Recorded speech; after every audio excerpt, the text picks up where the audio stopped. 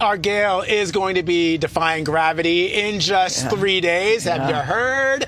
But look, before heading out here to Texas, Gayle and I visited the American Museum of Natural History back in New York City. That is where astrophysicist Jackie Faherty gave us a preview of what Gayle will be looking at 62 miles above the Earth. Check it out.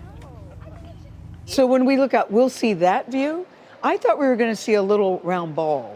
You're going to see a view like this where you get the curvature of the planet. Okay. You will reach an altitude where the atmosphere gets thinner, thinner, thinner, and then the sky will start to turn dark. And darker and darker. And it'll be so cool. I have to say.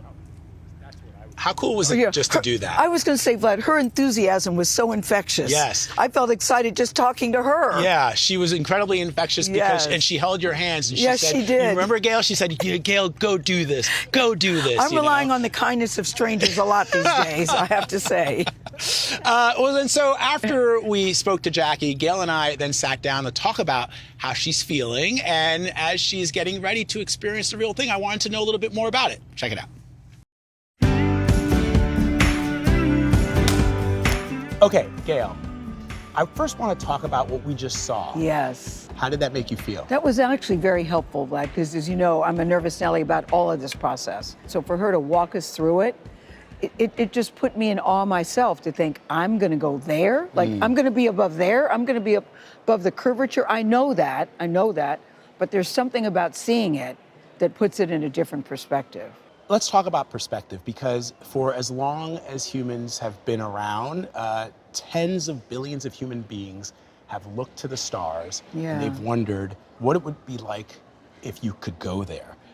The number of people who've actually experienced that, who've actually gone into space, would probably not even fill a Broadway theater. It is very daunting when you think about the small number of people that have actually done it. Yeah. I still get very uncomfortable when people say astronaut. I by no means feel like an astronaut. They said, but Gayle, if you go to space, you're an astronaut. Boom. You're an astronaut. Make it go boom, boom, boom. Make it go boom, boom, boom. This was never, ever, ever my dream. And then I started thinking about it, Vlad. I thought about the opportunity, the experience, the message that it would send. There was something about being part of the first female team to me. The group of women that they put together is so extraordinary to me that I thought, wow, why would I not want to be a part of that? And then when favorite daughter Kirby, favorite son Will, when they were excited about it, and Oprah, of course, because I had heard they were going to do an all-female thing, because I said, I would go if you would go. She goes, well, you ain't going, because I'm never doing that. I certainly thought she was going to say no. And if any of the three of them had said, I don't think it's a good idea, or I'm worried, I wouldn't have done it. But they were all so excited and enthusiastic for me. If they were afforded the opportunity, if Will or Kirby or Oprah... I refuse to answer that question. Why, Gayle? No. What would you say to them? Because you're a mom. I don't think I would go, yay, you should go. I mean, my mom wouldn't. But that's interesting. My mom would say no. Why am I not there? Why am I not? That's an interesting question. Your grandchildren are excited. Well, for Luca's 3, so he understands. He understands. He'll be 4 in September, so he knows Guyla's going on a rocket ship, and he wanted to go. What does he call you? Guyla.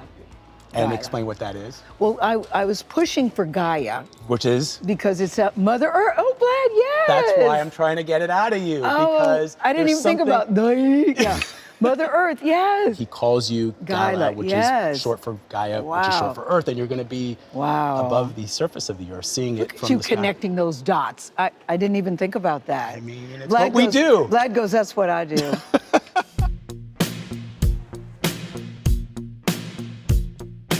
You're going up on Blue Origin's vehicle at a time that some say is complicated for Jeff Bezos, the owner.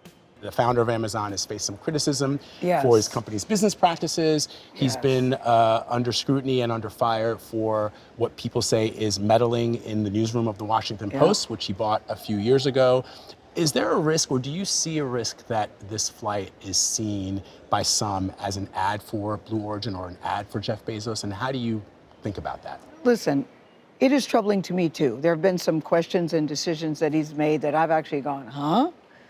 But I think in this particular case, this is so much bigger than one man and one company. I've chosen to separate the two. It's not a zero-sum game. They don't have to be, you can do this on one hand and you can do this on the other hand. And both things can be true. How do you feel like Black social media? People are like, don't go, sis. Oh, yes, yeah.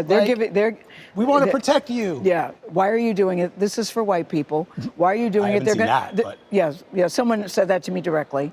Why are you doing it? They're going to leave you up there. Why are you doing it? You could get stranded. I mean, none of those things are going to happen. Number one, I certainly don't think it's for white people. That's number one. Number two, someone said, Gayle, you just have to interpret it as a way that people care so much about you. And so I am trying to process it like that. I've been on a plane with you, Gayle, and I see... Oh, I'm a nervous flyer. I do know you're a nervous flyer. Yes. I've seen you when there's turbulence. Yeah.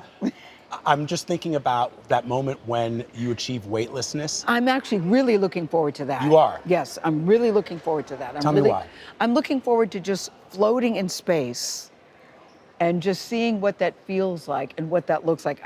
That's the thing I'm most looking forward to. That and looking out the window. Mm-hmm. But I found myself wondering, how do you get back into your seat? After you get out of the seat and you're floating around, how do you get back down to your seat? Is it like swimming back down? I'll learn that in training. Yeah. And try to float with some dignity.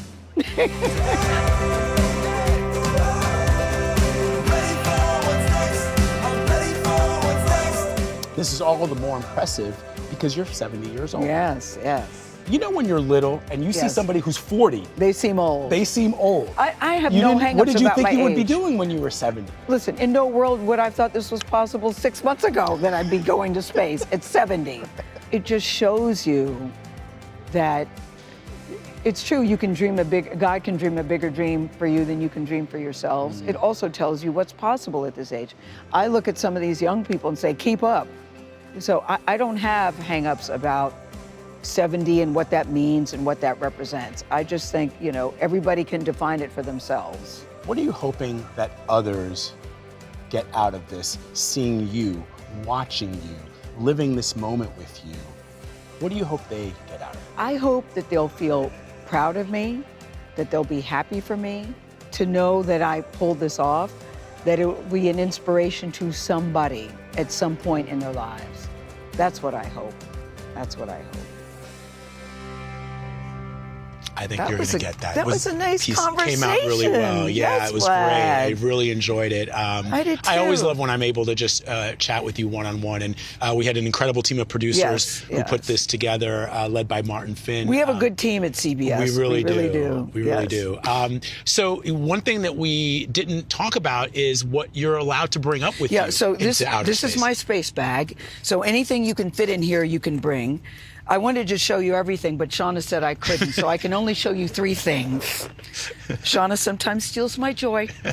First thing, this is from Drew Barrymore. I love this. Drew had this made for me. It's a locket This is with so Kirby and Will beautiful. that I'm definitely going to take. I don't know if we can wear jewelry in space. Somebody said you can't wear jewelry, but we'll see. You can bring it in the But bag, I'm going to take right? this in my bag. And it's for got sure. the 2 little pictures And of... it's got Kirby, favorite daughter Kirby, favorite son Will, their pictures in it. Thank you, Drew. Beautiful. I really love this. From favorite grandson Luca, this is one of his favorite people. I don't want to decapitate him, but this is Tamir. It would not be good. This It's a is morning Tamir show. from Sesame Street. So Tamir's going to space. And then I just got this the other day from Jared. I hope Jared's working today. He's our jib guy. Oh my gosh. His daughter Denise made this. Denise. These are all the planets that Denise made. Patty, how old is Denise? 7. Denise is 7. These are all the planets. There's an astronaut, there's a rocket ship, and there's a star. Thank you, Denise. That's so beautiful. So There's more in there, but those are the 3 that you wanted to show. Maybe later. We're so excited. And Yes, thank you, Vlad. all can watch Gayle's trip to space on Blue Origin Monday in a special hour of CBS Mornings starting at 9 a.m. Eastern, Tell 6 a.m. Paul W. Pacific. Downs I said hi. I love that show. Sorry I'm missing him. Hi, Paul.